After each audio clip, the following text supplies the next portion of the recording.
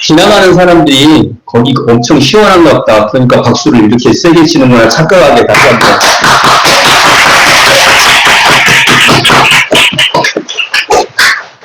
예, 저는 지난주부터 성경에 대해서 말씀을 드리고 있습니다.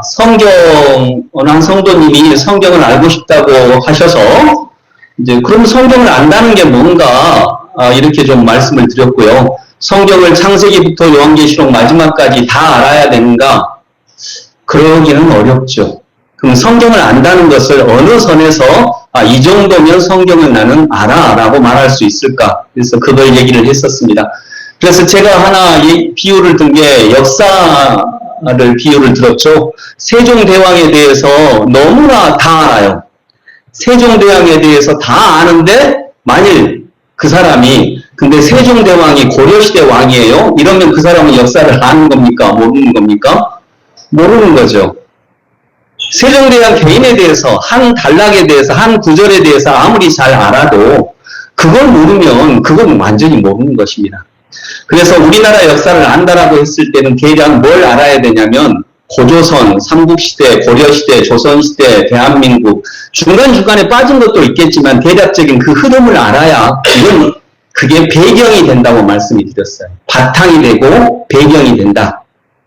그러면 성경에서 그렇게 배경이 될 수 있는 게 뭘지 이번 한 달 동안 이제 살펴보고자 했습니다. 그래서 여러분 그게 바탕이 돼요. 그렇지 않으면 한 구절 가지고 유혹하는 것에 넘어갈 수 있습니다. 그러나 그런 것이 바탕이 되고 그런 철학과 관점이 바탕이 되면 그 바탕 위에 뭐든지 올려놓을 수 있다고 했죠. 네, 흔들리지 않는다고. 무엇을 올려놓을 수 있어요? 그게 바탕이 든든하면, 그런 바탕이 든든하면 무엇이든지 올려놓을 수 있어요. 내 슬픔도, 내 고통도, 내 고난도, 내 아픔도 다 올려놓을 수 있어요. 근데 바탕이 튼튼하지 않으면 아무것도 올려놓을 수 없습니다. 그런데 바탕 중에 가장 중요한 바탕이 하나님은 나를 사랑하시는구나. 나는 하나님의 백성이구나. 이 세상은 하나님의 사랑으로 가득 차 있구나. 이것이 바탕이라고 했어요. 그러면 그런 바탕을 구현해내는 성경은 뭘까? 한번 보겠습니다. 자, 넘겨주시고요. 자, 여기서 성경을 넘겨주세요. 성경을 한 단어로 말하면 뭐라고 했죠? 네, 하나님의 나라입니다. 그래서 성경은 뭘 말하는 거야? 한 단어로 말해봐. 그러면 하나님 나라예요. 앞으로 가보실래요? 제일 앞으로.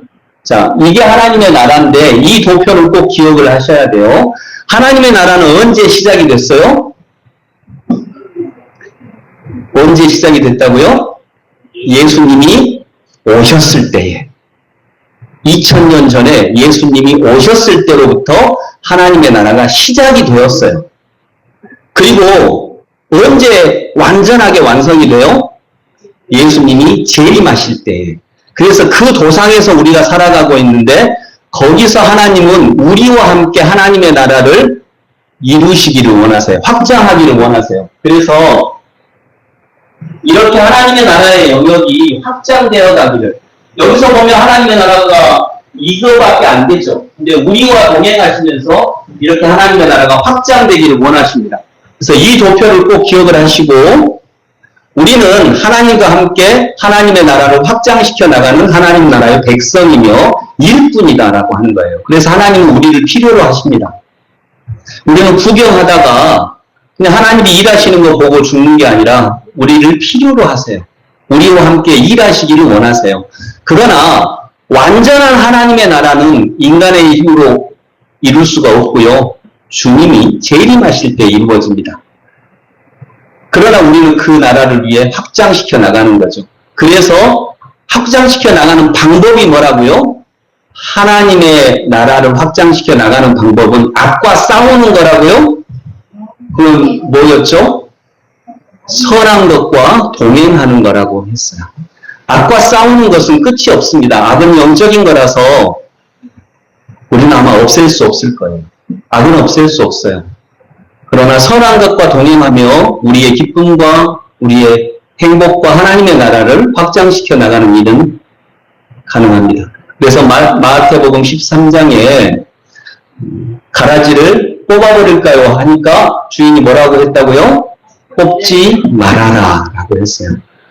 우리의 1차적 임무는 악과 싸우는 것이 아닙니다. 선한 것과 동행하는 것입니다. 자, 넘겨주시고. 그러면 하나님의 나라를 한 단어로 말하면, 아니, 성경을 한 단어로 말하면 하나님의 나라인데, 넘겨주세요. 넘겨주시고, 아까 그 한 단어 하나님 나라, 그 다음에 한 구절, 예. 성경을 한 단어로 말하면 하나님의 나라인데, 한 구절로 말하면 우리가 익히 많이 아는 요한복음 3장 16절, 또 마가복음 1장 15절이라고 했습니다.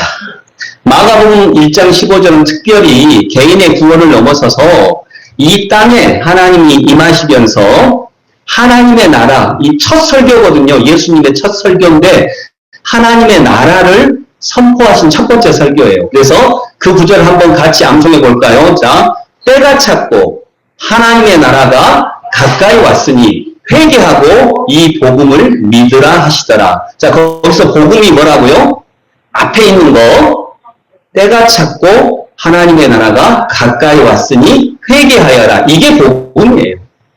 다른 것도 복음입니다. 십자가 복음도 복음인데 그 복음, 우리가 복음이라고 말하는 모든 복음은 이 가장 본질적인 이 복음의 그늘 아래에서, 빛 아래에서 해석이 돼야 됩니다. 근데 그게 뭐라고요? 때가 찼다. 이건 시대에 대한 분석이고, 회개하여라 라고 하는 것은 복음을 만났을 때 사람의 자세이고, 그러면 예수님이 말씀하신 복음은 뭐라고요?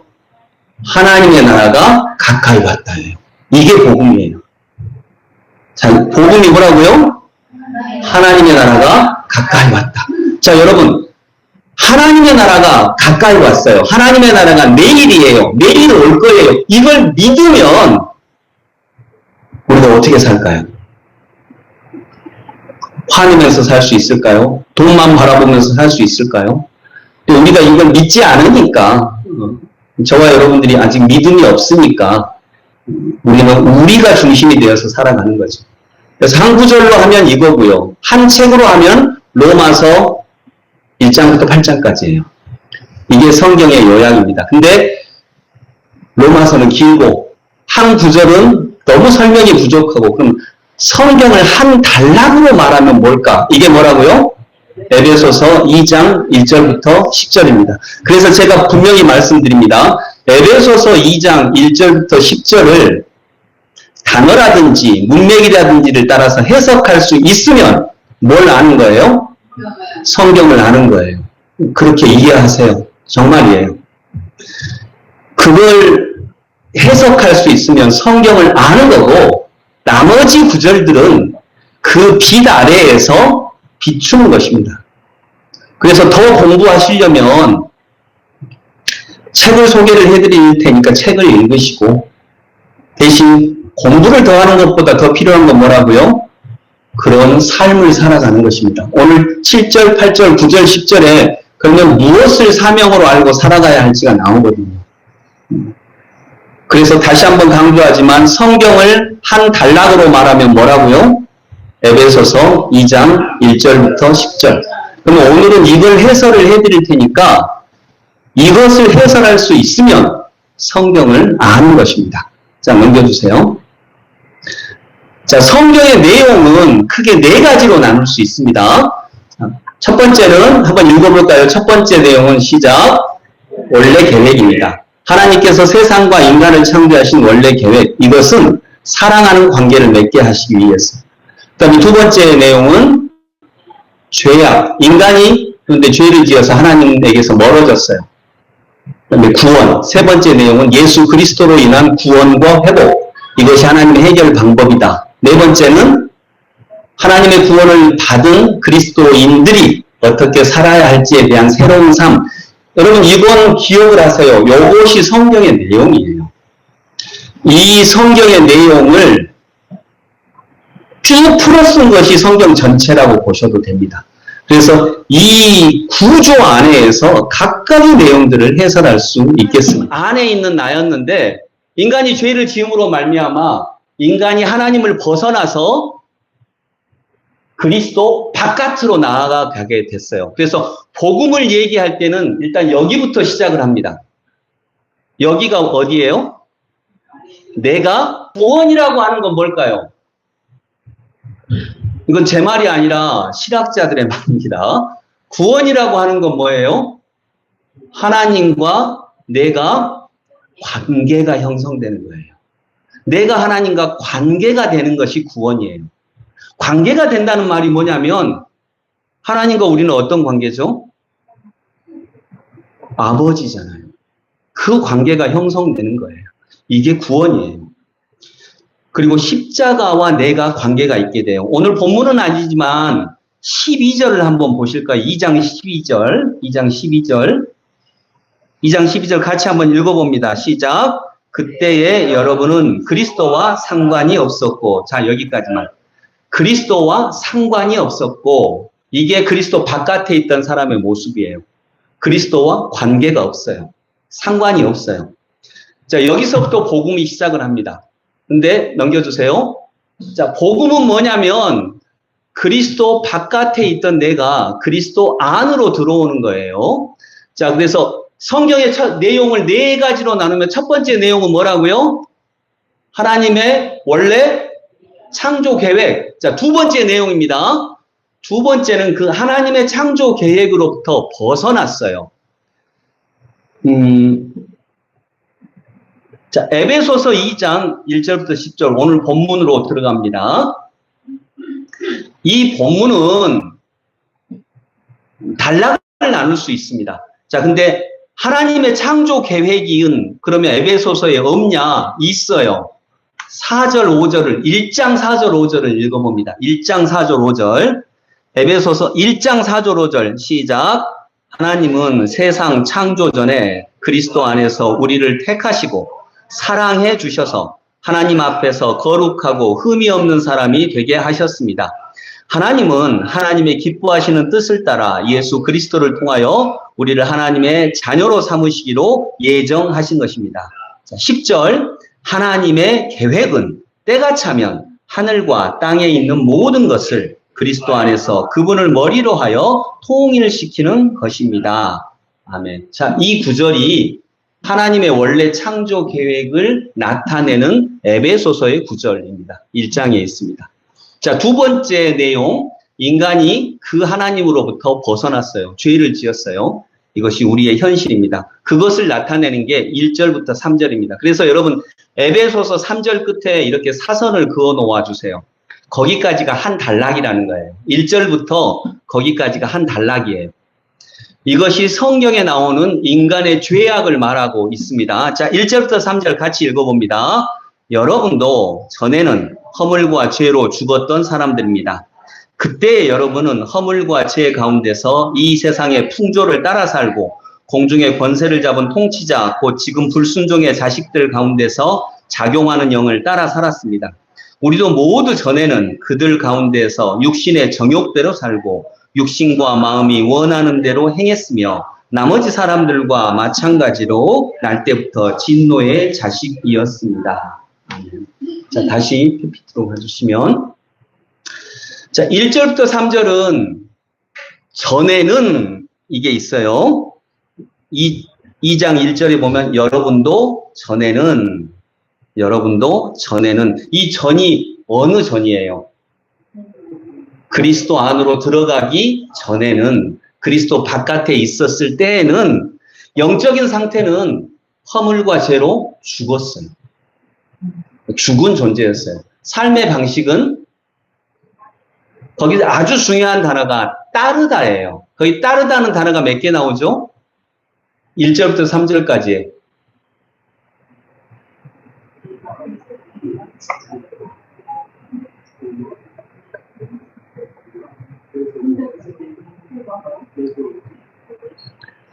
예, 우리는 세번역 성경을 보고 있는데 세번역에는 2번 나옵니다. 근데 개역 개정판에는 3번 나와요. 3절에도 우리도 모두 전에는 그들 가운데서 육신의 정욕대로 살고, 정욕대로 살고라고 했는데 개역 개정판에는 육신의 정욕을 따라 살고라고 나와요. 그러니까 따르다라고 하는 단어가 3번이 나옵니다. 그게 우리의 삶의 방식이에요.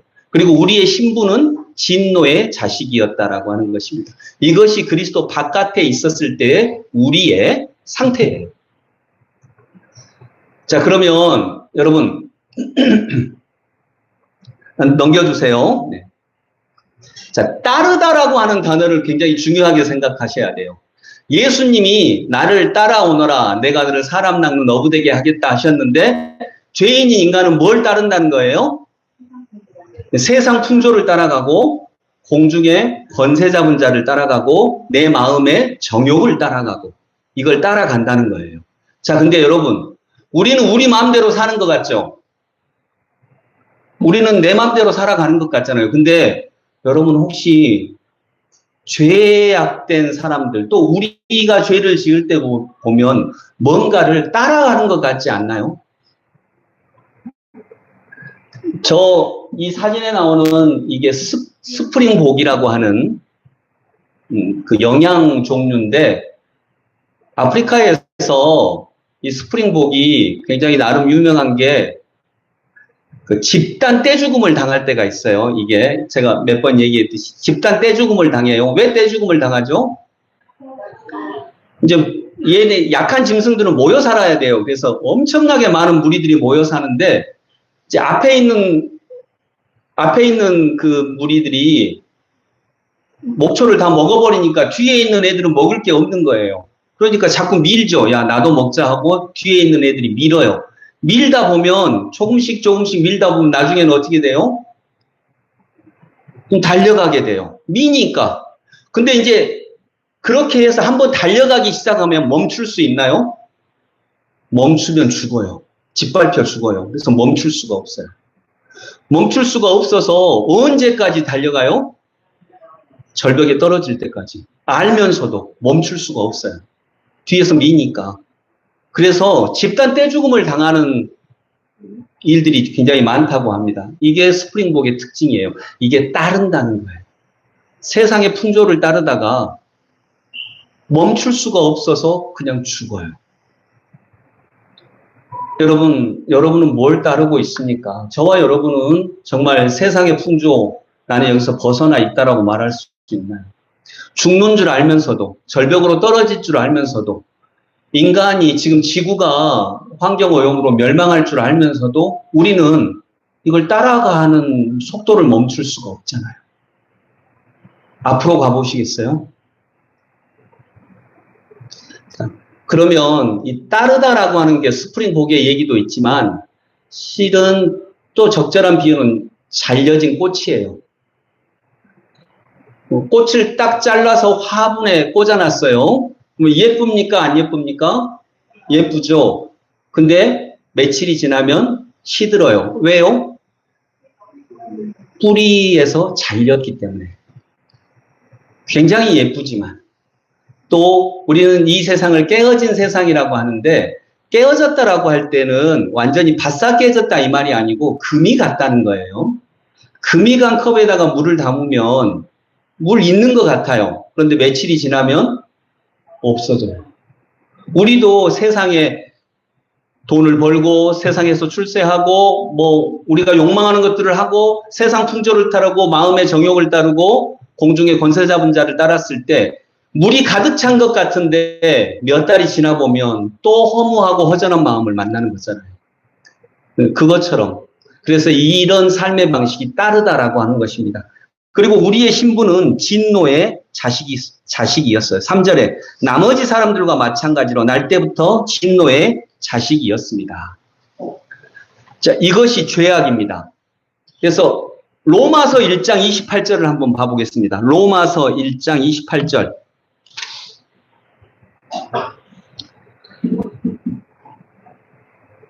로마서 1장 28절. 한번 같이 읽어봅니다. 사람들이 하나님 인정하기를 싫어하므로 하나님께서는 사람들을 타락한 마음자리에 내버려 두셔서 해서는 안 될 일을 하도록 놓아두셨습니다. 사람들은 온갖 불의와 악행과 탐욕과 악의로 가득 차 있으며 시기와 살이와 분쟁과 사기와 저기로 가득 차 있으며 수군거리는 자요, 중상하는 자요, 하나님을 미워하는 자요, 이렇게 쭉 나와요. 32절까지. 자, 여기서 죄가 뭐예요?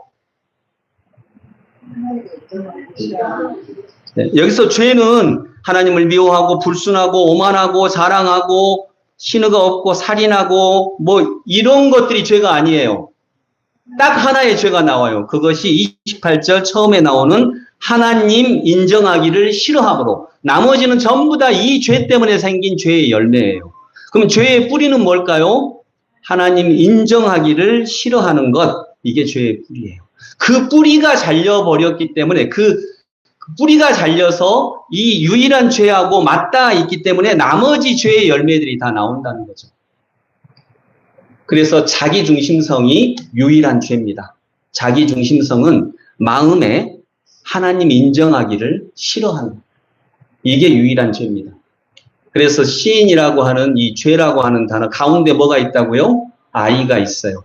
자기가 중심에 서고자 하는 거죠. 내 뜻대로 하고자 하는 거죠. 내 마음대로 되는 게 맞다고 생각하는 거죠. 이것이 죄악의 내용입니다.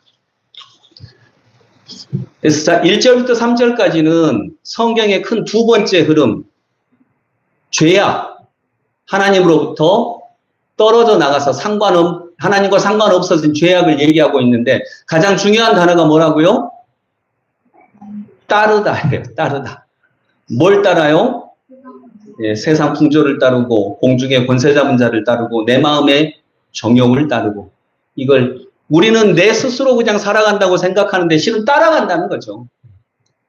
이것이 성경의 두 번째 내용을 압축한 에베소서 2장 1절부터 3절이에요.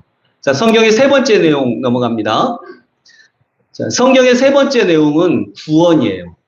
그리고 우리가 회복되는 거죠. 이것이 4절부터 6절까지의 내용입니다. 자, 4절에 보면 그러나 우리가 이렇게 세상 풍조를 따라가는 죄인이었는데 그러나 여기서 그러나는 십자가의 그러나, 내가 어떤 대단한 일을 한 것도 아니고 그런데 그러나가 먼저 나오는 거예요. 그리스도의 은혜로. 그러나 하나님은 자비가 넘치는 분이셔서, 그래서 여기 이 그러나는 우리가 회개하고 우리가 착해지고 이래서가 아니에요. 그냥 하나님이 자비가 넘치는 분이셨기 때문에 일어난 그러나예요. 그래서 굉장히 반가운 그러나죠. 그러나 하나님은 자비가 넘치는 분이셔서 우리를 사랑하신 그 크신 사랑으로 말미암아 5절 범죄로 죽은 우리를 그리스도와 함께 살려주셨습니다. 여러분은 은혜로 구원을 얻었습니다. 하나님께서 그리스도 예수 안에서 우리를 그분과 함께 살리시고 하늘에 함께 앉게 하셨습니다. 자, 넘겨주세요. 자, 여기 아까 내가 그리스도 바깥에 있었는데 이게 이제 그리스도 안으로 들어오게 되었어요. 그래서 그리스도 안에 있을 때 일어난 일들이 여기에 나와요. 다시 앞으로 보시면 허물과 죄로 죽었던, 아까 이게 1장부터 3장까지 나오는 내용이에요. 우리의 상태는 허물과 죄로 죽었었는데 허물과 죄로 죽었던 우리를 살려주셨어요. 그래서 살려주셨고, 두 번째 우리의 삶의 방식, 그 세 가지 것을 따랐던 우리들을 일으키셨고, 여기 개역 개정판에는 세 번역은 살리시고라고 나옵니다. 그 앞에 살려주셨고 살리시고, 근데 이 헬라어 단어가 틀립니다. 다른 말이에요. 그래서 개역 개정판에는 일으키셨고라고 나와요. 이 단어는 부활을 말할 때 나오는 단어입니다. 그래서 일으키셨고라고 하는 게 정확한 해석입니다. 그래서 우리의 상태는 부활했어요. 거듭났어요. 그리고 우리의 신분은 날 때부터 진노의 자식이었는데 하늘에 함께 앉게 하셨어요. 함께 하늘에 앉게 하셨어요. 이건 상속자를 얘기합니다. 우리의 신분이 진노의 자식에서 상속자로 바꿔졌다라고 하는 것입니다. 이것이 우리의 신분, 우리의 삶의 방식, 우리의 상태였어요. 살려주셨고 일으켜 주셨고 하늘에 앉게 하셨고. 근데 여기서 4절부터 6절까지 가장 중요한 단어가 뭘까요?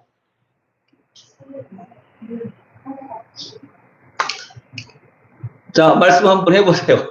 4절부터 6절까지 가장 중요한, 1절부터 3절까지 가장 중요한 단어는 따르다. 4절부터 6절에서 가장 중요한 단어는 함께예요. 함께. 그리스도 안에서 그리스도와 함께.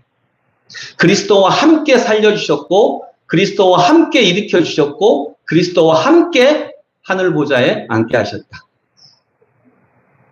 여기서 함께라는 말은 뭐냐면요. 이 이미지를 상징을 하시면 됩니다. 자, 누가복음 15장에서 탕자가 허랑방탕하게 살다가 야, 아버지 집으로 돌아가야 되겠다 하고 이렇게 돌아와요. 돌아오는데 아버지가 어떻게 하죠? 그냥 말없이 안아주세요. 자, 함께는 이 이미지예요. 아버지가 돌아온 탕자를 그냥 말없이 안아주시는 것입니다. 이 사람은 죄악된 가운데 있다가 왔어요. 이때 이 사람에게 필요한 것은 도덕적 교훈이나 어떤 가르침이 아니었어요. 필요한 것은 물이나 음식이나 사랑이었어요. 아버지는 그걸 주세요. 함께 할 때. 그리고 만일 아버지가 없다면 이 돌아온 탕자를 그 집 하인들, 아버지 집 하인들은 어떻게 생각할까요? 그 둘째 아들이 돌아왔어요. 허랑방탕해서 재산 다 날리고 돌아왔어요. 근데 아버지가 없어요, 아직. 그러면 하인들이 뭐라고 할까요? 일단 여러분이 하인이면 어떻게 하겠어요? 일단 내가 여기 목사인데 제 아내인 사모님이 딴 남자 만나가지고 허랑방탕하게 바람 다 피다가 그 다음에 돌아왔어. 그러면 여러분은 제 아내한테 뭐라고 말할래요? 뭐하러 왔대? 에이, 올 자격도 없는 것 같은데? 당연히 그러고 인사할래요, 가서?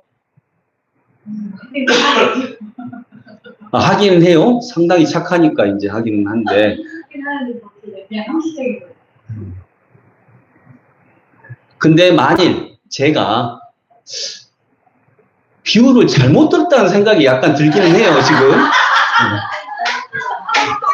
내가 바람핀 걸로 했어야 되는데 약간 잘못 들었다는 느낌은 좀 살짝 이렇게 스쳐가기는 하는데 일단 뭐 그냥 하면 근데 제가 와서 그냥 이렇게 안아주고 나는 여전히 당신을 사랑한다고 하면 여러분이 속으로는 뭐라고 할 수 있겠지만 막 대놓고 뭐라고 할 수 있을까요? 네, 이제 그것이 함께예요. 그래서 우리가 바로 그런 존재였는데 탕자를 말없이 안아주신 아버지 당근하세요. 네, 그렇다는 거죠. 네, 넘겨주세요. 하나 넘겨주세요. 넘겨주세요. 이것이 헬라어 원어를 지금 우리 성경이 아니라 헬라어 원어를 그대로 우리말로 옮기면 이렇게 되어 있어요. 범죄로 죽은 우리를 신약 성경은 헬라어로 그리스어로 적어졌습니다. 범죄로 죽은 우리를 그리스도와 함께 살려주셨습니다. 그 다음에 가로친 것은 개역 개정판에는 가로가 쳐 있어요. 이게 맞아요. 가로가 쳐져 있어야 돼요. 이게 어떤 얘기냐면 사도 바울 사도님이 이 감격에 겨운 거예요. 범죄로 죽은 우리를 그리스도께서 함께 살려주셨습니다. 하나님께서 그리스도와 함께 살려주셨습니다. 그러니까 예를 들면 이런 거예요. 내가 된장국에 대해서 엄마가 나한테 된장국을 끓여주셨어요. 근데 된장국에 대해서 설명을 하고 있어요. 이 된장국이 뭘로 구성이 됐는지, 얼마나 따뜻한지, 된장국이 얼마나 맛있는지, 막 이런 걸 막 설명을 하고 있어요. 된장국은 된장에다가 감자도 풀고 파도 쓰고, 막 이렇게 하다가 너무 감격에 겨워서 말한 거예요. 근데 이 된장국을 엄마가 나한테만 주셨다니까, 이 말이에요. 여러분은 은혜로 구원을 받았습니다. 라고 이 말을 여기 맥락하고 안 맞는 말인데 사도 바울이 말을 하다가 감격에 겨워서 이렇게 한 말이에요. 그래서 가로로 쳐놓은 거예요. 또한 함께 일으키셨고 또 함께 하늘에 앉게 하셨습니다. 우리가 어디 있을 때? 그리스도 안에 있을 때.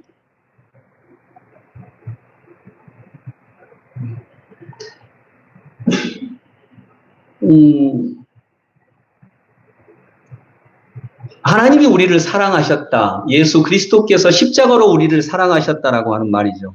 근데 우리는 참 많이 생각하면 타락한 것 같아요. 우리가 얼마나 타락했는지 부모와 자녀 사이에도 계산이 들어가요. 사랑이 아니라 내가 너를 얼마나 사랑했는데, 내가 너를 어떻게 키웠는데 라고 하는 계산이 들어가요. 네가 나한테 이럴 수 있어. 부부 사이에도 내가 당신을 얼마나 사랑했는데 이 계산이 들어가는. 근데 당신이 어떻게 나한테 이렇게 할 수가 있어. 계산하니까 기쁨이 없어요. 기쁨이 없다는 말은 뭐냐면 우리가 아이를 기를 때 또 부부지간에 사랑을 할 때 그 사랑 자체만으로 기쁨이 있는 거거든요. 아이가 내게 뭘 주지 않아도, 아이가 커서 내게 어떤 응답을 하지 않아도 그냥 그거 자체로 내가 아이를 사랑했을 때, 내가 이 아이를 안고 품에 안았을 때 그때 얼마나 기뻤고 얼마나 가슴 떨렸고 얼마나 삶이 설렜는지 그 자체에 기쁨이 있는데 이 기쁨을 잃어버렸어요. 계산하니까. 내가 너한테 어떻게 했는데, 내가 너한테 얼마나 너한테 헌신했는데, 희생했는데, 이렇게 하다 보니까 그 사랑 자체가 주는 기쁨을 잃어버리죠. 그리고 우리는 계산을 해요. 내가 너를 이렇게 키웠으니까 너도 나에게 이 정도는 해야지. 그게 타락한 거죠. 그런데 타락한 줄을 몰라요.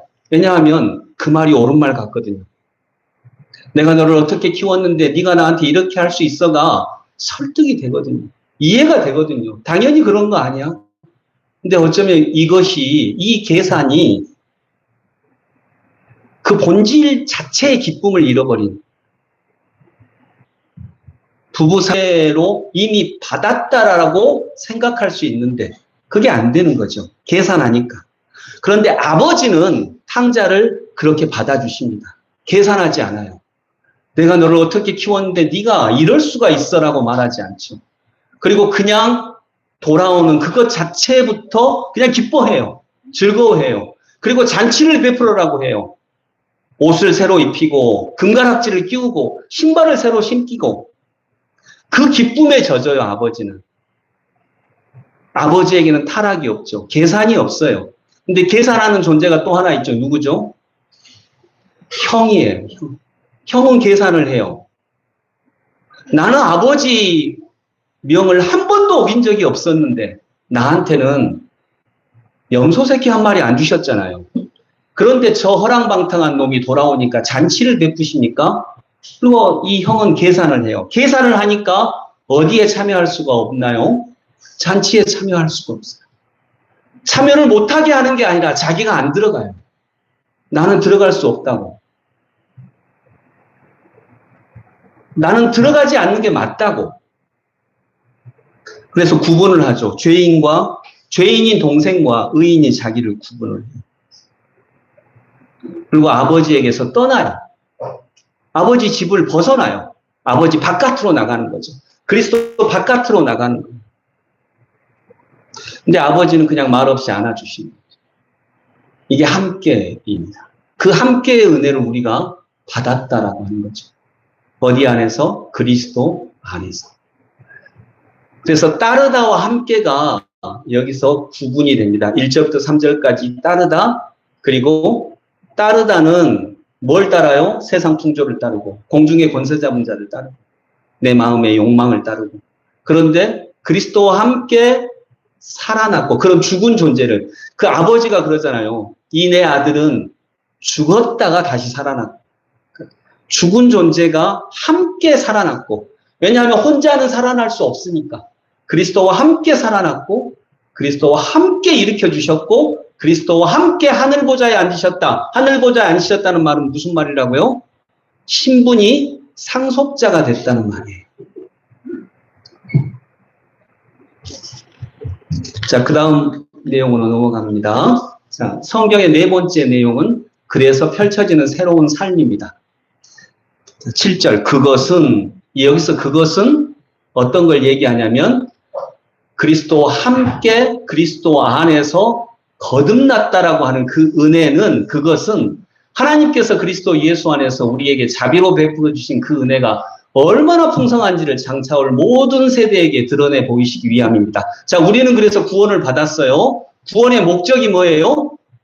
은혜가 얼마나 풍성한지를 장차올 모든 세대에게 드러내 보이시기 위해서예요. 이게 뭐라고요?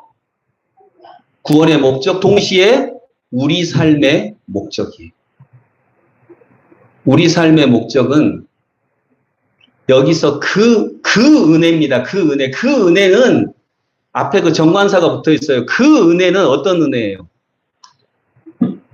자격 없는 우리를 살려주신, 함께 그리스도 안에서 살려주신 그 은혜가 얼마나 풍성한지를 장차 올 모든 세대에게 드러내야 돼요. 왜 드러낼까요? 전하기 위해서가 아니고. 왜 드러내 보이시기 위함이에요.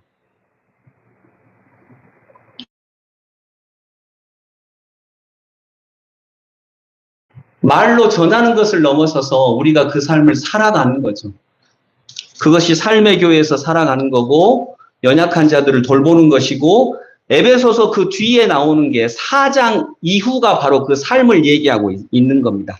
에베소서 4장은 그래서 새로운 삶의 규범이 나오는 거죠. 남편은 아내를 존경하고 존중하고, 아내는 남편을 그리스도께서 교회를 사랑하듯이 사랑하고, 부모는 자녀를 사랑하고 자녀는 부모를 존중하고, 여기는 이제 그때는 종과 하인이 있었으니까 주인과 하인의 관계, 이런 관계들이 나와요. 그게 우리가 드러내 보이기 위함이에요. 그리고 8절, 9절은 구원의 성격이 나옵니다. 이건 선물이라는 거예요. 은혜와 믿음은 선물이라는 것입니다. 내가 노력해서 얻은 게 아니라는 거죠. 그래서 둘째 아들이에요. 둘째 아들은 자기가 노력한 게 없어요. 그건 전적인 선물이에요. 자, 여러분, 우리는 믿음으로 구원을 받나요? 은혜로 구원을 받나요? 어디에 나와 있죠? 8절에 보면 여러분은 믿음을 통하여 은혜로 구원을 얻었습니다. 이렇게 나오죠? 그럼 뭘로 구원을 받았어요? 은혜로. 그럼 믿음은 뭐예요?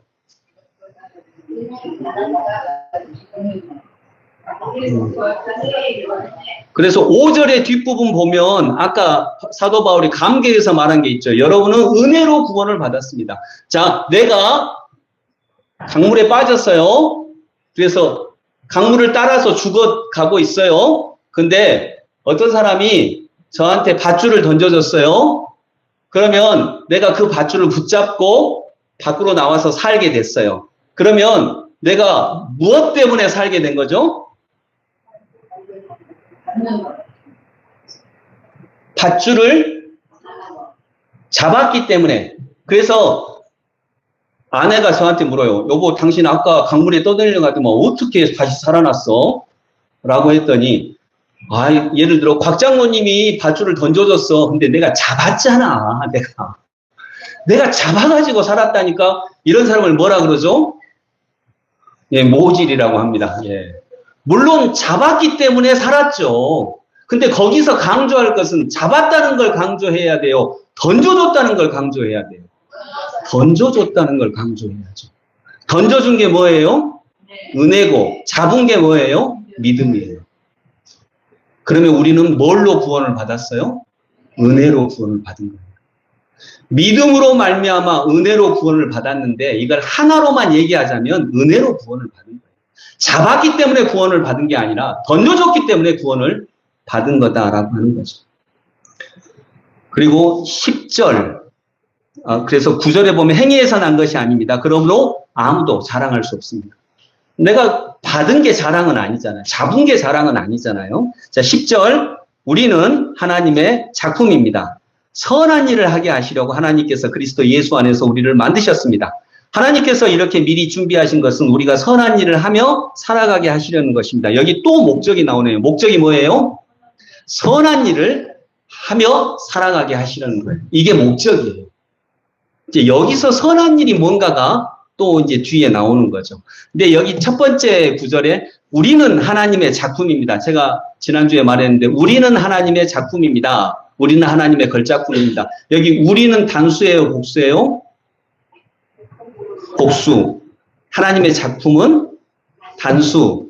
그러면 내가 하나님의 작품이에요? 아니고 나는 하나님의 작품이 아니에요. 나는 여전히 죄인이고 부끄러운 사람이고 그렇지만 그리스도가 머리가 되어서 여전히 부끄러운 우리들끼리 연대하고 있는 이 하나의 공동체가 하나님의 작품이라는 거예요. 남편도 부족하고 아내도 부족하지만 남편과 아내가 그리스도를 머리로 해서 서로 사랑하고 있는 그 가정이 하나님의 작품이라는 거예요. 그리고 11절부터 교회에 대한 이야기가 나와요. 그래서 하나님의 걸작품은 내가 아니라 나와 당신이 그리스도를 머리로 해서 연대한 교회가 우리들의 공동체가 우리들의 사랑이 하나님의 작품이다라고 하는 것입니다. 자, 그래서 7절부터 8절까지는 새로운 삶인데 구원의 목적을 7절에 말하고 8, 9절은 구원의 성격, 이건 선물이다. 그리고 구원의 열매. 그래서 나중에 보면 여러분 탕자하고 둘째 아들하고 큰 아들하고 둘 중에 누가 아버지께 더 충성할까요? 둘째 아들이 더 충성하죠. 그래서 우리가 그런 삶을 살아갈 수 있게 되는 것입니다. 자, 넘겨주시면. 그리스도 안에서 이루어진 일 세 가지가 그거예요. 나는 그리스도 예수 안에서 완전히 받아들여 주셨습니다. 아버지가 그냥 둘째 아들을 그냥 품에 안아준 거예요. 그 일이 나한테도 일어났어요. 두 번째 같이 읽습니다. 네, 특별한 존재라는 건 뭐냐면 부활하게 됐다는 거예요.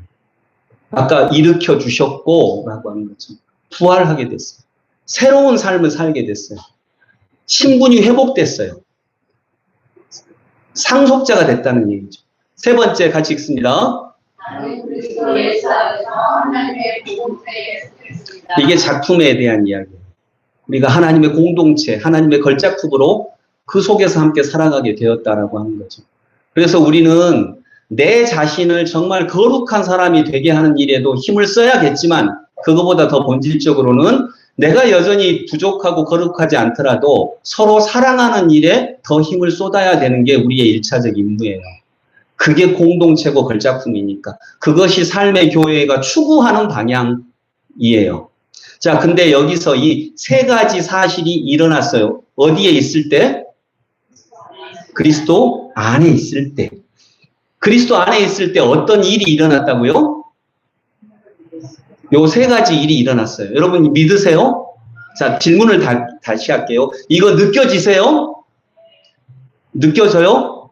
내가 특별한 존재가 됐다고? 내가 특별한 존재가 됐다는 거 느껴지시나요? 여러분 믿음이 좋으시니까 나는 안 느껴져요. 우리 용현이도 안 느껴져요. 내 아들 용현이도 전혀 안 느껴져요. 전혀.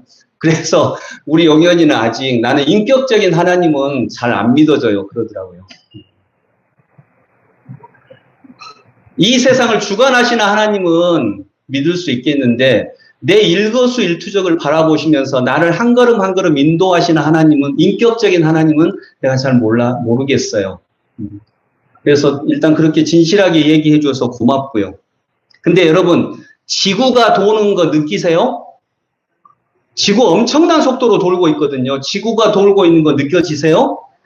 안 느껴지시죠? 그러나 지구가 돌고 있는 건 사실이죠. 내가 특별한 존재가 됐다는 거 느껴지세요? 느껴지신 분은 너무 감사한 일이고요. 근데 안 느껴지시는 분도 되게 많을 거예요. 우리 최우영 집사님이 고개를 끄덕이잖아요. 안 느껴진다고. 집사님은 저한테 안 느껴진다고 얘기했어요. 괜찮아요. 네. 안 느껴질 수 있죠. 네. 근데 안 느껴진다고 해서 지구가 돌아가는 게 안 느껴진다고 해서 우리가 그건 믿잖아요. 그런데 지구는 돌아가요. 그거 믿잖아요. 그러면 내가 그리스도 안에서 특별한 존재가 되었던, 내가 뭐 특별해 별로 안 느껴지는데 똑같은 것 같은데 해도 사실은 뭐예요? 나는 특별한 존재가 되었어요. 그래서 일이라고 하는 거예요. 그래서 사실이라고 하는 거예요. 이 사실 안 느껴져요. 안 느껴지는데 그리스도 안으로 들어갔을 때 일어난 이 사실을 믿는 것을 뭐라 그래요? 이게 믿음이에요. 그 일을 믿는 것, 그 사실을 믿는 게 믿음이에요. 우리 아들 서울대 갈 줄로 믿습니다라고 자기가 원하는 바를 세게 믿는 게 믿음이 아니고 하나님이 하신 일을 믿는 게 믿음이에요. 그리스도 안에 있었을 때에 하나님이 이 일을 하셨어요. 이 세 가지 일을. 근데 안 느껴져요. 그러나 하셨어요. 그리고 우리가 신앙생활을 하면서 이 일을 믿을 수 있게 되기까지 나아갈 거라는 거죠. 이게 믿음입니다. 자, 말씀을 맺습니다. 자, 여러분.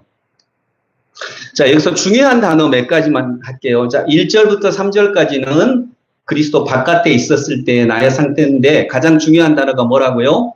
따르다예요. 세상 풍조를 따르고 권세 잡은 자를 따르고 내 욕망을 따르고 우리가 그렇게 살고 있어요. 그래서 죽음의 스프링복처럼 죽음의 길로 나아가고 있어요. 그런데 그리스도 안으로 들어오게 돼서 예수님이 우리를 살려주시고 일으켜 세워주시고 상속자가 되게 하셨어요.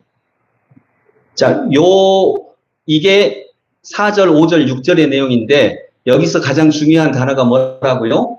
함께예요. 함께가 있기 때문에 내가 어떤 공로가 없어도 아버지가 그 자식을 받아주시는 그 함께의 은혜로 이렇게 회복될 수 있어요. 자, 우리는 이제 회복되었어요. 그러니까 새로운 삶이 시작이 돼요. 그게 7절, 8절, 9절, 10절이에요. 새로운 삶의 목적이 뭐라고요?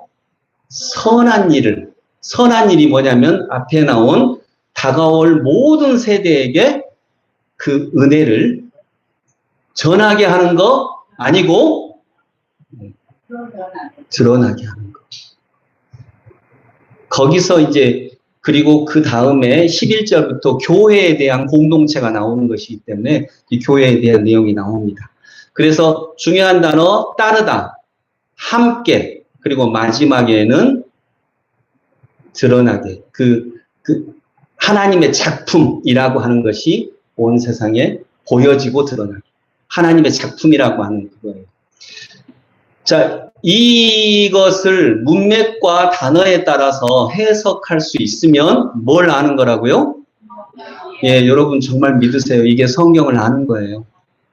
성경을 아는 것은 바로 그냥 여러분 에베소서 2장 1절부터 10절을 여러분이 해설할 수 있으면 성경을 아는 것입니다. 물론 첫 번째는 1장에 있지만 그건 그냥 이렇게 기억을 하시고 두 번째 주제부터 네 번째 주제까지 에베소서 2장 1절부터 10절까지가 있습니다.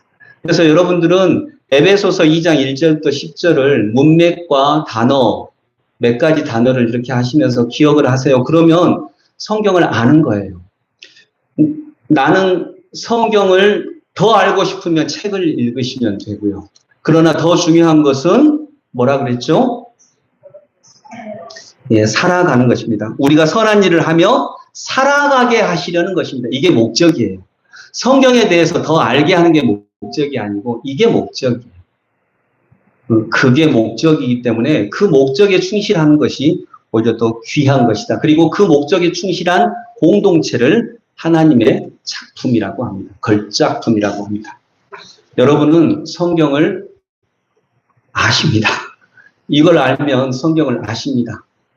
의구심 갖지 마시고 성경에 나와 있는 여러 가지 엇갈린 해석들도 여기에 비추어서 해석을 할 수 있으면 그럼 그건 여러분이 성경을 아시는 거예요.